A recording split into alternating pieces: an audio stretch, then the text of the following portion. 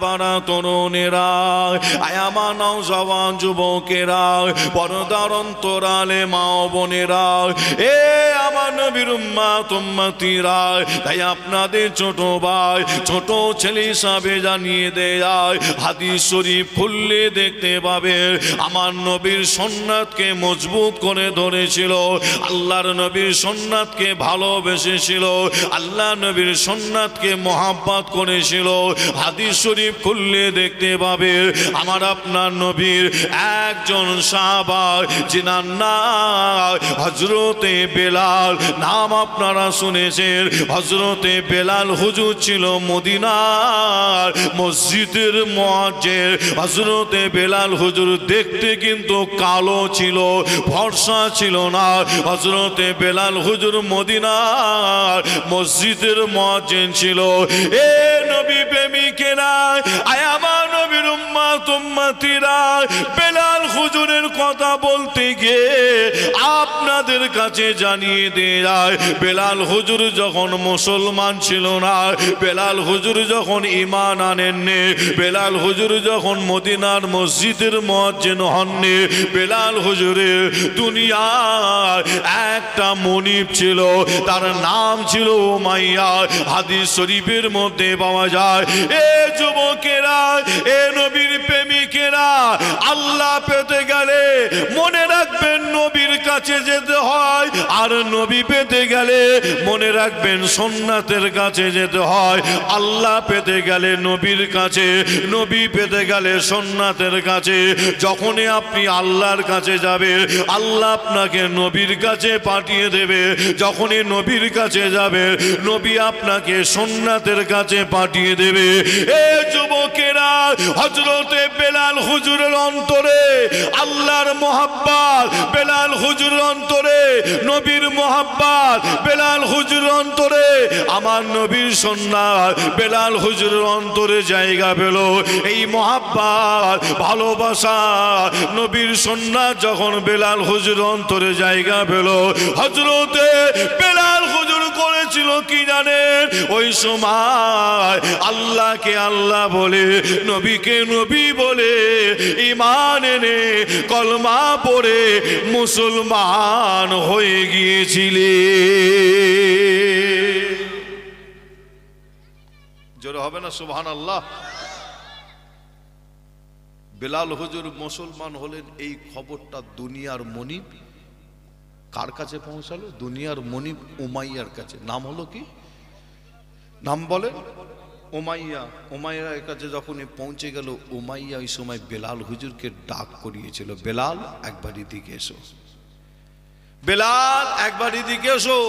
বেলাল হুজুর দুনিয়ার মনিবের সামনে গিয়ে দাঁড়ালেন। বেলাল হুজুর যখন গিয়ে দাঁড়ালেন, দুনিয়ার মনিব জিজ্ঞাসা করছে, বেলাল তুমি নাকি আল্লাহকে আল্লাহ বলে, নবীকে নবী বলে ঈমান এনে কলমা পড়ে মুসলমান হয়েছো?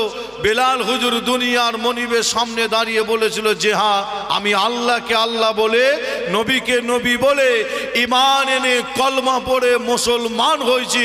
ওই সময় দুনিয়ার মনিব উমাইয়া বলেছিল, বেলাল আল্লাহ বলা যাবে না, বেলাল নবী বলা যাবে না, বেলাল ইসলাম ছাড়তে হয়, বেলাল আল্লাহ বলা বন্ধ করতে হয়, নবী বলা বন্ধ করতে হয়। আমাদের বেলাল হুজুর দুনিয়ার মনিবের সামনে দাঁড়িয়ে বলেছিল, এ দুনিয়ার মনিব উমাইয়া শুনে রাখো, আমি বেলাল, আমার শরীরে এক ফোঁটা রক্ত থাকতো, আমি আল্লাহ আল্লাহ রসুলকে ভুলতে পারবো না। একবার জোরে বলো। এই কথাটা শোনার পরে দুনিয়ার মনিবের রাগ হবে না খুশি হবে? রাগ হবে না? রাগ হবে তো নাকি? দুনিয়ার মনিব রেগে গিয়ে করেছিলেন কি জানে? দুনিয়ার মনিবের কাছে ছিল বাহিনী। বাহিনী বোঝেন তো নাকি? বাহিনী বোঝেন না? এই থানাটার নাম হলো কি? তার মানে ভাঙড় কাশীপুর একই ছিল আগে, তাই তো নাকি? এখন সেটা ভেঙে কাশীপুর হয়েছে। যাই হোক, তারপরও আপনাদের বলি যে ভাঙড় কাশীপুরের মানুষ কিন্তু আল্লাহকারে বাহিনী কিন্তু খুব ভালো বোঝে, বোঝে না? ঠিক না বল? খুব কঠিন, ভালো বোঝে মানে কি খুব কঠিন। তবে আমি আপনাদের এতটুকুন বলে যাব, এখানে আমি কারো বিরুদ্ধে বলতে এসেছি, তবে এতটুকুন বলে যাব যে উমাইয়ার কিন্তু বিশাল বাহিনী ছিল, বিশাল বাহিনী ছিল। আর বর্তমান সময় আপনারা লক্ষ্য করে দেখবেন, যারাই বলে আমরা গরিবের পাশে আছি, যারাই বলে আমরা গরিবের কাজ করি, যারাই বলে সমাজের কাজ করি, যে তারাই আবার যখন রাস্তায় যখন বার হয়, কেন আমি জানি না, তারা যখন আবার রাস্তায় বার হয় বাহিনী ছাড়া কিন্তু বার হতে পারে না। ঠিক বলছি না ভুল বলছি? বলেন ঠিক না ভুল? এটা তো ভুল বললাম না, যে আমি কিন্তু বিরোধিতা করছি এটা তা নয়। যে দেখবেন যারাই বলে গরিবের পাশে আছি, গরিবের কাজ করি, সমাজের কাজ করি, যে একটা নেতা দেখান তো, যে আমি অন্য কোনো যে একটা পার্টিকে আমি কেন্দ্র করে বলছি যে না, আমি প্রত্যেক দলের নেতার কথা বলছি। যে যে আপনার লক্ষ্য করবেন, কারো কাছে 2টো গার্ড আছে, কারো কাছে 1জন গার্ড আছে, কারো কাছে 20 জন গার্ড আছে, আবার কারো কাছে 100 জন গার্ড। অর্থাৎ বাহিনী ছাড়া এরা কিন্তু রাস্তায় বার হতে পারে না। যে আপনার যে পার্টিরই মানুষ হোক না কেন, তবে আমি আপনাদের ছোট ভাই ছেলে হিসাবে জানাই যে আপনার উমাইয়ার কাছে বিশাল বাহিনী ছিল। উমাইয়া অর্ডার করেছিল বেলালকে জেলখানায় বন্দি করো। বেলাল হুজুরকে, মদিনার মসজিদের মুয়াজ্জিন বেলাল হুজুরকে জেলখানায় বন্দি করা হলো। আর এই বেলাল হুজুরকে জেলখানায় বন্দি করার পরে হাদিস শরীফের মধ্যে পাওয়া যায় উমাইয়া হাতে একটা চাবুক নিয়েছিল। ওই চাবুকটা হাতে করে নিয়ে উমাইয়া জেলখানার ভেতরে ঢুকে গিয়েছিল। ঢুকে গিয়ে উমাইয়া চাবুকটা হাতে করে নিয়ে বেলাল হুজুরের শরীরে চাবুকের ঘা দিতে লাগে। বেলাল হুজুরকে মারছে, মদিনার মসজিদের মুয়াজ্জিনকে মারছে। এখানে একটা কথা না বললে হয় না, একটু বলে যাই। সেটা হচ্ছে কি, লক্ষ্য করে আপনারা দেখতে পাবেন বর্তমান সময়, যে আপনারা লক্ষ্য করলে দেখতে পাবেন, সেটা হচ্ছে কি, আমাদের কাছেও অনেক খবর আসে, আর আপনারা তো ভালোই জানেন যে গরিব অসহায় ভ্যান চালিয়ে রিক্সা চালিয়ে খায়, যে আপনার লেবারে খাটে গরিব অসহায় মানুষকে বর্তমান সময় মিথ্যা কেস দিয়ে জেলের ভেতরে ভরা হয়। কি ঠিক না ভুল? মিথ্যা কেস দিয়ে জেলের ভেতরে ভরা হয়। লক্ষ্য করলে আপনারা দেখতে পাবেন যে আপনার না হক করে একজন ভ্যান চালায়, রিক্সা চালায়, যে রাজমিস্ত্রির লেবারের কাজ করে, তার কথা অনুযায়ী যদি আপনি চলতে যদি না পারেন, মিথ্যা কেস দিয়ে জেলের ভেতরে ভরা হয়। তবে আমি আপনাদের ছোট ভাই ছেলে হিসাবে জানাই, অন্যায় মাথা নত করবেন না। হকের ওপরে, ন্যায়ের ওপরে, সত্যের ওপরে দাঁড়িয়ে থাকবেন। দাঁড়িয়ে থেকে জেল যদি খাটতে হয় জেলও খাটবেন, কিন্তু অন্যায় মাথা নত করবেন না। যদি জেল খাটতে যদিও পারেন, পীরের ঘরের বাচ্চা বলে যায় যে আপনার বেলাল হুজুরের পাশাপাশি আল্লাহ জান্নাতে থাকার সুযোগটা আল্লাহ আপনাকে করে দেবে। জোরে বলুন, জোরে হবে না? মুসলমানের ঘরে ছেলে মেয়েরা, বাড়া তরুণেরা, আয়ামা নওজওয়ান যুবকেরা, পর্দার অন্তরালে মা ও বোনেরা, এ আমার নবীর উম্মত উম্মতিরা, তাই আপনাদের জানিয়ে দেয়, হকের ওপরে, ন্যায়ের ওপরে, সত্যের ওপরে দাঁড়িয়েছিল আমার নবী সাহাবা হযরতে বেলাল হুজুর। অন্যায় মাথা নত করেন না। বেলাল হুজুরকে জেলখানায় বন্দি করা হলো। ওই জেলখানায় বন্দি করে উমাইয়া হাতে একটা চাবুক নিয়েছিল। মদিনার মসজিদে মুয়াজ্জিন সাহেবকে জেলখানায় বন্দি করে দিয়ে উমাইয়া হাতে একটা চাবুক নিয়েছিল। ওই চাবুকটা হাতে করে নিয়ে উমাইয়া জেলখানার ভেতরে ঢুকে যায়। ওই জেলখানার ভেতরে ঢুকে গিয়ে উমাইয়া ওই চাবুকটা বেলাল হুজুরের শরীরে মারতে লাগে, বেলাল হুজুরের শরীরে আঘাত করতে লাগে। এ নবী প্রেমিকেরা, প্রেমিকেরা, হাদিস শরীফের মধ্যে পাওয়া যায় ওই চাবুকের ঘা বেলাল হুজুরের শরীরে এত মার মারা হয়েছিল, বেলাল হুজুরের শরীরে এত মার মারা হয়েছিল, ওই উমাইয়া মারতে মারতে মারতে মারতে বেলাল হুজুরের শরীরে চাবুকের ঘা দিতে দিতে উমাইয়া হাঁপিয়ে গিয়েছিল।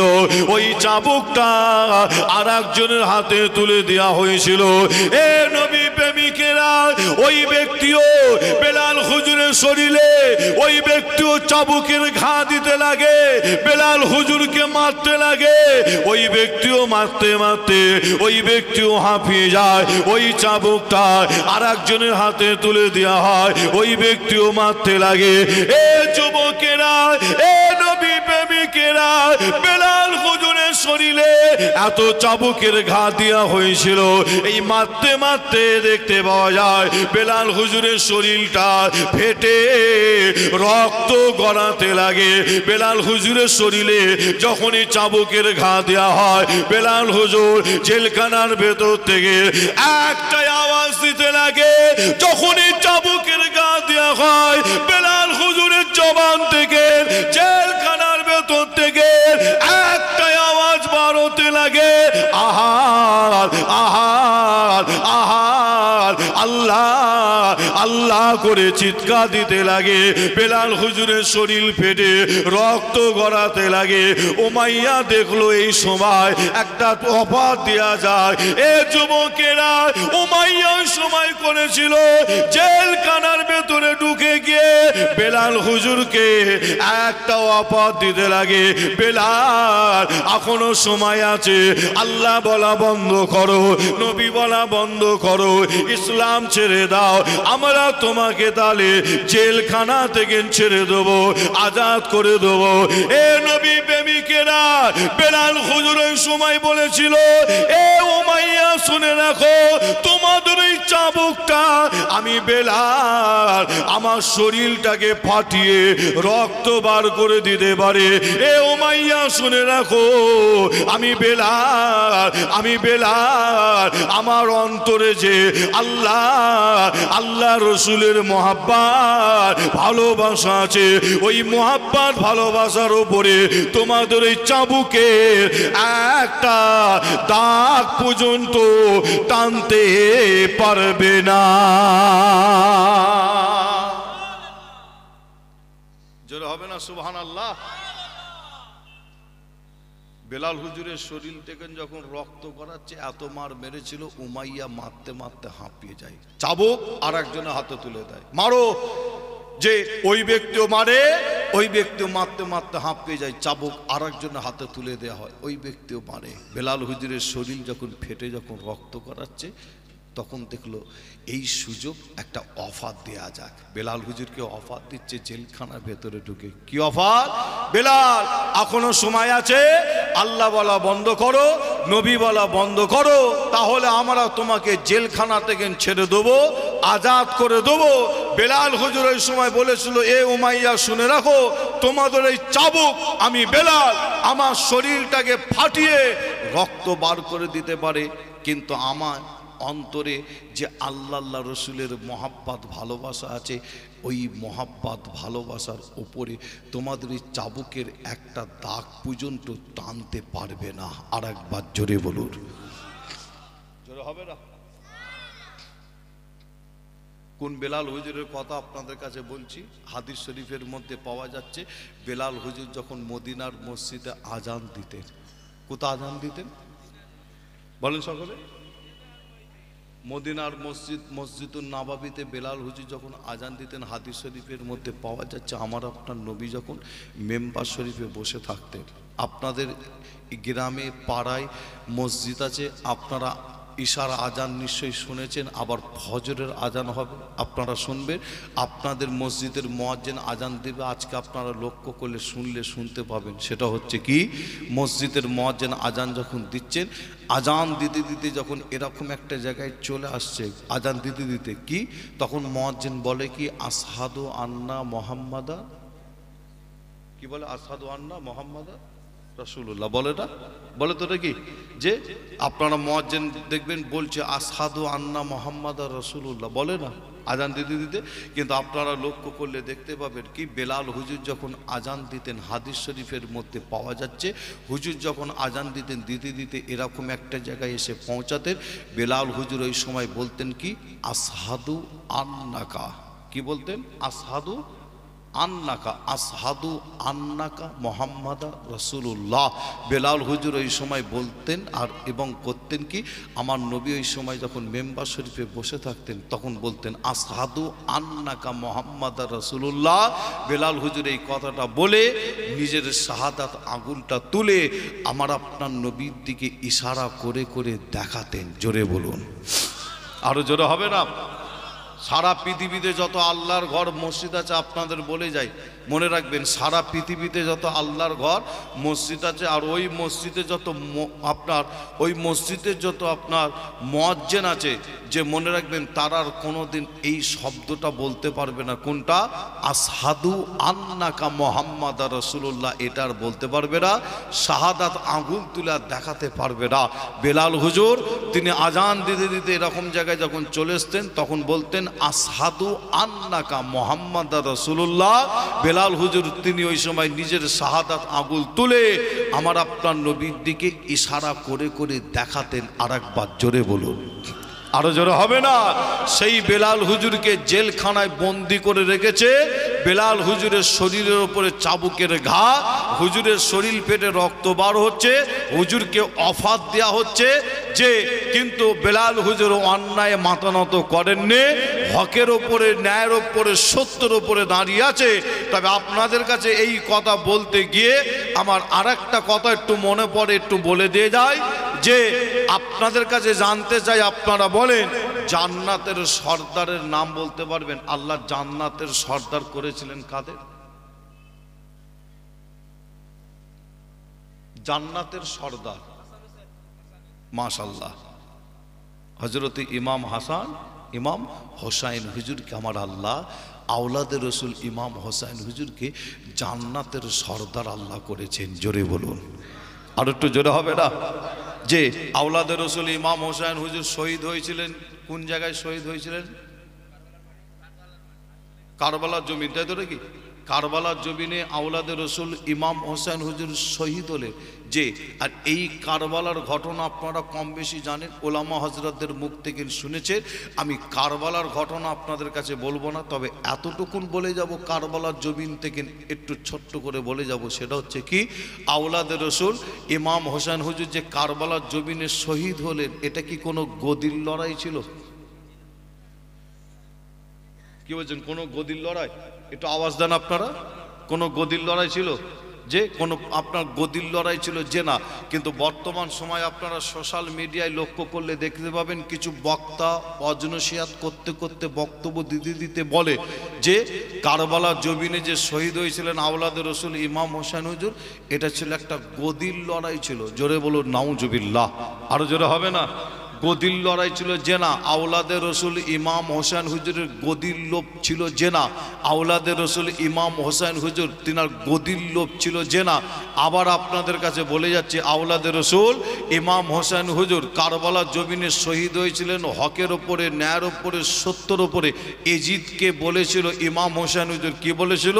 আমি তোমার হাতে হাত দিতে পারি। এজিদকে বলেছিল কি, আমি তোমার হাতে হাত দিতে পারি, আমি হোসাইন তোমার হাতে হাত তখনই দেবো কখন তোমার মধ্যে কিছু খারাপই আছে, নোংরা আছে, গলত আছে, আগে তুমি ওগুলোকে ঠিক করো, তারপরে আমি আওলাদের রসুল ইমাম হোসেন হুজুর তোমার হাতে হাত দিতে রাজি আছি।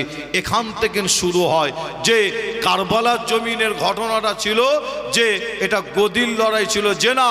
যে আওলাদের রসুল ইমাম হোসেন হুজুর অন্যায় মাথা নত করবে না। আওলাদের রসুল ইমাম হোসেন হুজুর হকের ওপরে, ন্যায়ের ওপরে, সত্যের ওপরে দাঁড়িয়ে আছে। যে কারবালার জমিনে আওলাদের রসুল ইমাম হোসেন হুজুরের তরবালের সামনে কেউ দাঁড়াতে পারে না। আওলাদের রসুল ইমাম হোসাইনের হুজুরের সামনে, আপনার সামনে থেকে, পিছন দিক থেকে, ডান দিক, বাম দিক থেকে হুজুরের ওপরে আঘাত করছে, কিন্তু হুজুরের তরবালের সামনে কেউ দাঁড়াতে পারছে না। আপনার কারবালার জমিনে নামাজের সময় যখন হয়ে গেল, আওলাদের রসুল ইমাম হোসেন হুজুর সেই তরবালকে ফেলে দিয়ে আল্লাহর নামাজে দাঁড়িয়ে গেলেন। যে সেই সময় হুজুরের ওপরে একটা আঘাত করা হলো। হুজুর নামাজে দাঁড়িয়েছে, একটা আঘাত করা হলো, আল্লাহর হুকুম যে এই আঘাত করার পরে হুজুরের উপরে কত অত্যাচার, যে জান্নাতের সরদার তিনার উপরে কত অত্যাচার করেছিলেন। কিতাবের মধ্যে পাওয়া যাচ্ছে হুজুরের শরীর মোবারক থেকে হুজুরের শের মোবারকটা আলাদা করে দিয়েছিল, শরীর মোবারক থেকে শের মোবারকটা আলাদা করে দিয়েছিল। এতই কষ্ট দিয়েছিল হুজুরের এই শরীর মোবারকটা একটা দেশে দাফন করা আছে, আওলাদ রসুল ইমাম হোসেন হুজুরের শের মোবারকটা আর একটা অন্য দেশে দাফন করা আছে। হুজুরের শরীর মোবারকটা দাফন করা আছে, দেশটার নাম হলো কি জানেন? ইরাক। আপনারা নাম শুনেছেন, নাম শোনেন না? ইরাক আছে না নাই? ইরাকের জমিনে আওলাদ রসুল ইমাম হোসেন হুজুরের এই শরীর মোবারক দাফন করা আছে। শের মোবারকটা দাফন করা আছে হুজুরের কোথায়? ইতিহাস বলছে 3টে জায়গায় দাফন করা হয়। হুজুরের শের মোবারক মোট 3টে জায়গায় দাফন করা হয়, আর 3টে জায়গায় দাফন করা হলো একটা শের মোবারককে। তার কারণটা আপনাদের কাছে বলে যাব, তার আগে বলে যাই হুজুরের শের মোবারক প্রথম দাফন করা হয় কোথায় জানেন? যে উমাইয়া জামে মসজিদ বলে একটা মসজিদ আছে, উমাইয়া জামে মসজিদ মাঠে হুজুরের শের মোবারক দাফন করা হয়। ওখান থেকে হুজুরের শের মোবারক আবার তোলা হয়, বেশ বহুদিন পরে হুজুরের শের মোবারক আবার তুলে ওখান থেকে নিয়ে চলে যাওয়া হয়, নিয়ে গিয়ে আবার দাফন করা হচ্ছে কোথায়? আসকালান বলে একটা জায়গা আছে, আসকালানের জমিনে নিয়ে গিয়ে দাফন করা হয়। আওলাদ রসুল ইমাম হোসেন হুজুরের শের মোবারক আসকালানের জমিন থেকে তুলে আবার নিয়ে চলে যা হচ্ছে কোথায়? একটা মুসলিম দেশ, মুসলিম কান্ট্রির নাম আপনারা শুনেছেন, মিশর। নিশ্চয়ই আপনারা নাম শুনেছেন। মিশরের জমিনে হুজুরের শের মোবারকটা নিয়ে গিয়ে দাফন করা হয়। আর হুজুরের শের মোবারক দাফন করার পরে ওই এলাকার নাম হয়ে গেছে আল হোসাইনি এলাকা। কি নাম হয়েছে? আল হোসাইনি এলাকা। আল্লাহ আমাকে নিয়ে গেছিলেন, আমি গুনাহগার গিয়েছিলাম, আল্লাহ আমাকে নিয়ে গেছিলেন। এবছরই মিশর সফর করেছিলাম আওলাদ রসুল ইমাম হোসেন হুজুরের শের মোবারক জিয়ারত করার জন্য। যে আপনাদের বলি যে হুজুরের শের মোবারক এইভাবে তোলা হলো কেন, তার কারণটা একটু ছোট্ট করে বলে যাই। হুজুরের শের মোবারক উমাইয়া জামে মসজিদ থেকে তোলা হয়েছিল, তার কারণ সেই টাইমে সেই সময় কিছু মানুষ ছিল হুজুরের শের মোবারকটা দিয়ে বিয়াদবি করবে। যে আওলাদ রসুল ইমাম হোসেন হুজুরের মোহাব্বতের মানুষেরা বিয়াদবি যাতে না হয়, তারা হুজুরের শের মোবারকটাকে তুলে একটা জায়গা থেকে আরেকটা জায়গা, আরেকটা জায়গা থেকে আরেকটা জায়গায় বর্তমান দাফন করা হয়। যে কোথায়? মিশরের আল হোসাইনি এলাকায় হুজুরের শের মোবারক মিশরের আল হোসাইন এলাকায়, আর হুজুরের শের মোবারক ইরাকের জমিনে। যে তিনি কিন্তু হকের ওপরে, ন্যায়ের ওপরে, সত্যের ওপরে দাঁড়িয়ে কারবালার জমিনে শহীদ হয়ে গেছিলেন। সেই মিশরের জমিনে আজও সেই হুজুরের শের মোবারক দাফন। আল্লাহ আমাকে নিয়ে গেছিলেন, আমি গুনাহগার গিয়েছিলাম, গিয়ে জিয়ারত করে এসেছি। আপনাদের বললে আপনারা নিশ্চয়ই বুঝতে পারবেন। 4টে ইমামের মধ্যে একজন ইমাম যিনার নাম ইমাম শাফি, এই নামটা আপনারা শুনেছেন? নাম শোনেন আপনারা? ইমাম শাফি হুজুর নাম শুনেছেন নাকি? ইমাম শাফি হুজুরের মাজার কোথায় জানেন? মিশরের জমিনে। আল্লাহ আমাকে নিয়ে গেছিলেন। যে আপনারা নাম শুনেছেন কারি আব্দুল বাসেদ, নাম শুনেছেন? কারি আব্দুল বাসেদ, তিনার মাজার কোথায় জানেন? মিশরের জমিনে। যে আপনারা নাম শুনেছেন যে হাদিস শরীফ যেনারা পড়েন, যে ইবনে হাজার আসকালানী রহমাতুল্লাহ আলাইহি, তিনার মাজার মিশরের জমিনে। যে জালালউদ্দিন সুয়ুতী রহমাতুল্লাহ আলাইহি, তিনার মাজার মিশরের জমিনে। আপনারা নাম শুনেছেন নবী হারুন আলাইহিস সালাম, তিনার মাজার মিশরের জমিনে। আপনারা নাম শুনেছেন ওলামা হযরতদের জবান থেকে লোকমান হাকিম, নাম শোনেন না? এই লোকমান হাকিম হুজুরের মাজার কোথায়? মিশরের জমিনে। আল্লাহ আমাকে নিয়ে গেছিলেন, যে কটার নাম বলছি নিয়ে গেছিলেন, যে আপনাদের নাম বললে শেষ করা যাবে না। যে 16 দিন আমি ছিলাম মিশরের জমিনে।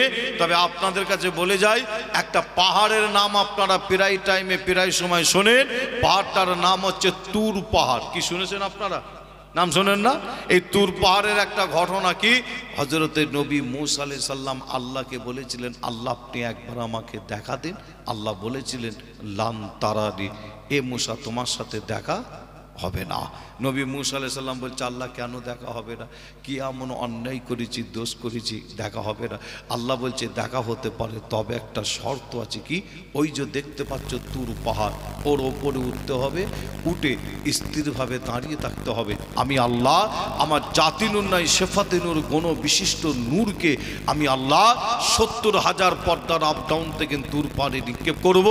তুমি যদি স্থিরভাবে দাঁড়িয়ে থাকতে পারো, আমি আল্লাহ বলছি তাহলে তোমার সাথে আমার দেখা এবং দিদারও হবে। জোরে বলুন, জোরে হবে না? পাহাড়টার নাম হলো কি? তুর পাহাড়।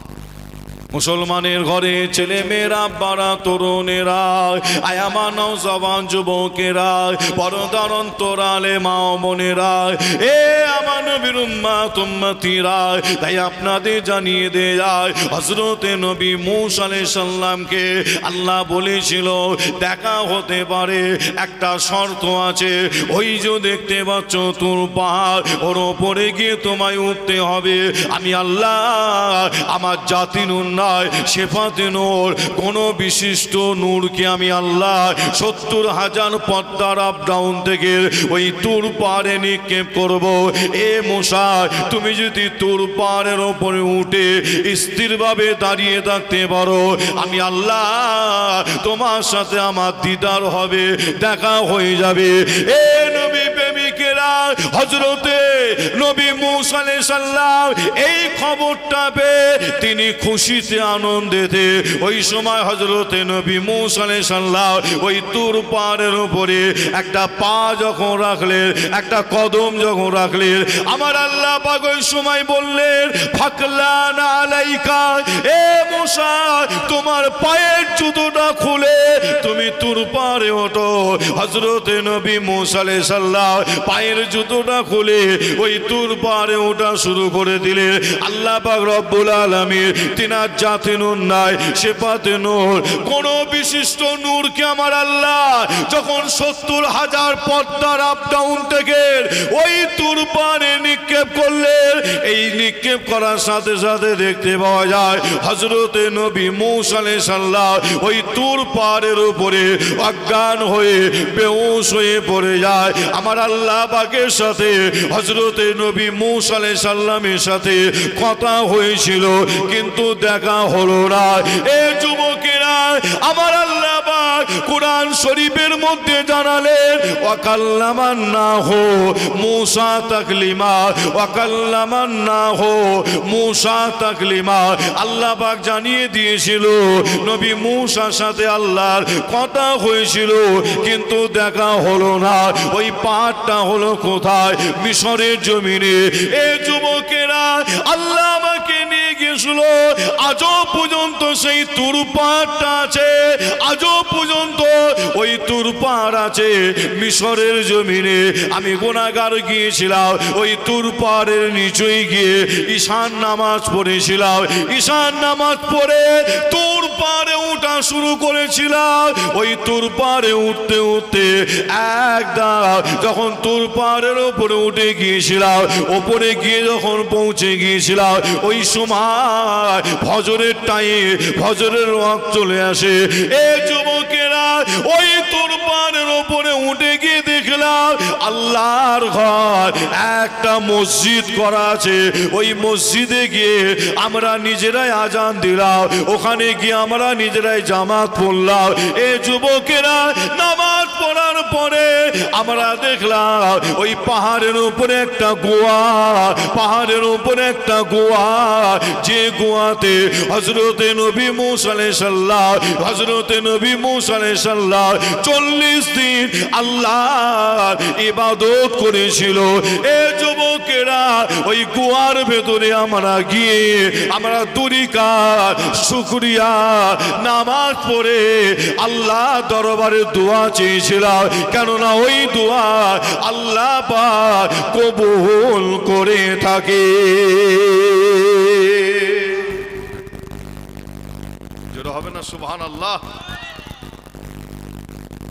পাহাড়টার নাম হলো কি? নাম আপনারা নিশ্চয়ই উলামা হযরতের জবান থেকে অনেকবার শুনেছে যে ওই তুর পাহাড় আজও পৃথিবীর জমিনে আছে, যে যে পাহাড়টার ওপরে নবী মূসা আলাইহিস সালাম অজ্ঞান হয়ে বেহুশ হয়ে পড়ে গিয়েছিলেন, আল্লাহ আমাকে নিয়ে গেছিলেন তুর পাহাড়ের কাছে। যখন গেলাম আমরা গাড়ি করে, মিশরের রাজধানীর নাম হলো কায়রো। কি নাম? মিশরের রাজধানীর নাম হচ্ছে কায়রো। ওখান থেকে বেশ আপনার 4 ঘন্টা 5 ঘন্টা গাড়ি করে যাওয়ার পরে তুর পাহাড়ের কাছাকাছি গাড়ির ভেতরে আমরা জুতোটা খুললাম। আমরা কয়েকজন পীরজাদা ছিলাম, আরও মিশরের জামে আজহার, পৃথিবীতে যত আপনার শিক্ষার জায়গা আছে, মাদ্রাসা বলেন, স্কুল বলেন, যত শিক্ষার জায়গা আছে আপনার পৃথিবীর, আমি কথা বলছি শুধু ভারতের কথা বলছি, যেটা পৃথিবীতে যত শিক্ষার জায়গা আছে 1 নম্বর শিক্ষা এখন বর্তমান 1 নম্বর হলো জামে আজহার, মিশর জামে আজহার। আপনারা সোশ্যাল মিডিয়ায় সার্চ করলে আপনারা দেখতে পাবেন, গুগলে সার্চ করলে আপনারা পাবেন জামে আজহার। সেই জামে আজহারের কিছু ছাত্র আমরা মিলে আমরা তুর পাহাড়ে যাচ্ছি। নবী মূসা আলাইহিস সালাম যে পাহাড়ে উঠে আল্লাহর সাথে কথা বলেছেন, এই তুর পাহাড়ে একদম কাছাকাছি যখন আমরা যাই, যে ও আপনার গাড়ির ভেতরে আমরা পায়ের জুতোটা খুলে আপনার কিছু কম বেশি 1 কিলোমিটার হেঁটে হেঁটে হেঁটে হেঁটে গেছি।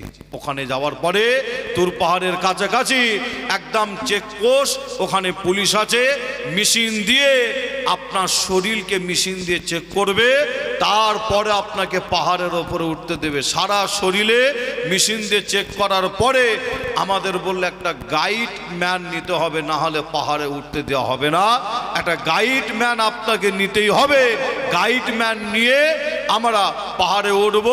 গাইড ম্যান আমাদের পায়ের দিকে লক্ষ্য করে দেখছে আমাদের পায়ের জুতো নাই। গাইড ম্যান বলছে জুতো ছাড়া পাহাড়ে ওঠা অসম্ভব ব্যাপার, জুতো ছাড়া উঠতে পারবেন না। কেন? পাহাড়ের ছোট ছোট কুচো কুচো পাথর আছে, পায়ে লাগবে, এবং কিছু ঘাস আছে, যে ঘাসটা পাহাড়ের ওপরে হয়। একরকম ঘাস আছে যেটা উট খায়, তার সেই ঘাসের আবার কাঁটা আছে, পায়ে লাগবে, যে উঠতে অসুবিধা হবে। যে আপনারা জুতো পরেন। আমাদের গাইডম্যানের কথা আমরা শুনলাম এবং লক্ষ্য করে দেখলাম যতজন পাহাড়ে উঠছে সব পায়ে কিন্তু জুতো আছে। কিন্তু আমার আল্লাহ নবী মূসা আলাইহিস সালামকে যখনই কদম রেখেছে, আল্লাহ বলছেন ফাকলানা আলাইকা, কি নবী মূসা জুতোটা খুলে ওঠো। আল্লাহ আপনাকে যদি কোনো সময় নিয়ে যায়, আপনি জুতো পায়ে দিয়ে উঠতে পারবেন বলে মনে হয়? কি বলছেন, উঠতে পারবেন? যদি আপনাকে কোনো সময় আল্লাহ নিয়ে যাবে, এখানে জুতো পায়ে উঠা যাবে কি মনে?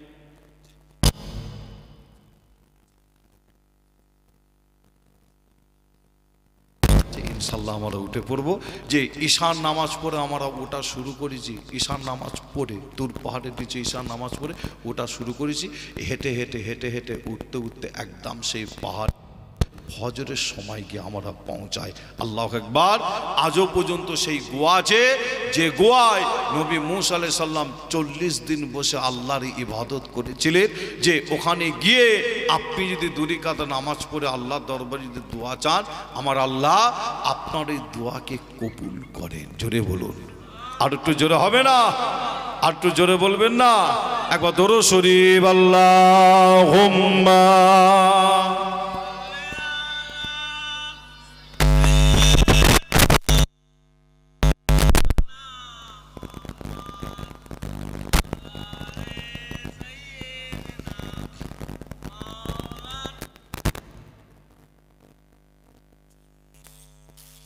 নবীর যুগে হলে কেমন হতো জন্ম, আমার নবীর যুগে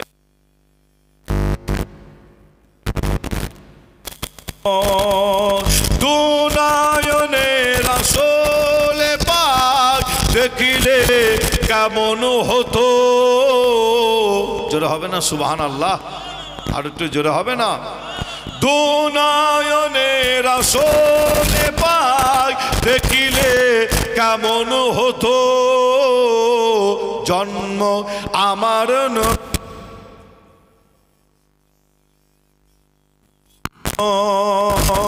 আসতো বেশে হজরতে বেলাল হুজুরের মধুর আযান। জোরে হবে না? আর একটু জোরে হবে না? বেলাল হুজুর আজান দিতেন, সেই আজান আমরাও শুনতাম যদি নবীর যুগে জন্ম হতো। জোরে বলবেন না? সেই বেলাল হুজুরের কথা বলতে বলতে এতটা দূরে চলে এলাম, হাদিস শরীফের মধ্যে পাওয়া যাচ্ছে বেলাল হুজুর যখন আজান দিতেন মদিনা শরীফের মসজিদে, যে আজানটার আওয়াজ আল্লাহর আরশে আজিম, আরশে মুআল্লাই গিয়ে পৌঁছে যেত। বেলাল হুজুর আজান দিতে আল্লাহর দরবারে কবুল হয়ে যেত। জোরে বলবেন না? আরো জোরে হবে না? আসতো ভেসে হজরতে বেলাল হুজুরের মধুর আজান, যে আজানে ছিল এমন প্রেম মুগ্ধ রহমান, দয়ার নবীর পিছে নামাজ পড়িলে কেমন হতো, দয়াল নবীর পিছে নামাজ পড়িলে কেমন হতো, দুনয়নে রাসূল পাক দেখিলে কেমন হতো, জন্ম আমার নবীর যুগে হলে কেমন হতো। আল্লাহুম্মা